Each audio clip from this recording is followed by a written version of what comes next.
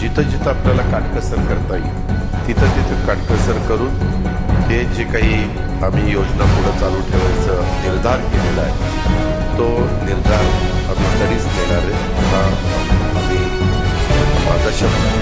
श्राद्ध लाडक्या बहिणींनी सुटकेचा निश्वास सोडलाय त्यासाठी योजना बंद होणार नाहीये.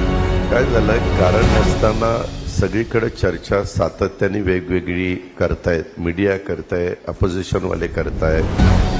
परंतु मी आपल्याला स्पष्ट सांगतो की देवेंद्रजींनी मी आणि एकनाथरावांनी ठरवलेलं आहे महायुतीचं सरकार आता ज्या प्रचंड बहुमताने निवडून आलं, ज्या प्रचंड सदस्य संख्येने निवडून आलं त्याचं खूप मोठं श्रेय लाडक्या बहिणीला जातं.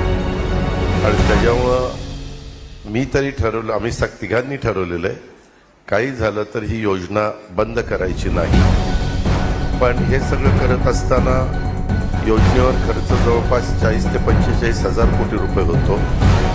मी त्याच्याकरता एप्रिल महिन्यापासून नवीन वर्षापासून रिसोर्सेस वाढवण्याच्या करता माझ्याकडे जे एक्साईज डिपार्टमेंट आहे परवाच आम्ही मुख्यमंत्री सगळेजण बसलो होतो पण त्याच्यामध्ये ॲडिशनलचे 15,000 ते 16,000 कोटी रुपये कसे आपल्याला तिथं वाढवता येतील. त्याचबरोबर इतर पण आमचे मेन रिसोर्सेस म्हणजे वाढवण्याचा ज्या काही टॅक्स आम्हाला मिळतो त्याच्यामध्ये GST एक आहे, त्याच्यामध्ये एक्साईज एक आहे, त्याच्यामध्ये रेव्हेन्यू एक आहे, असे काही आमचे वेगवेगळे विभाग आहेत.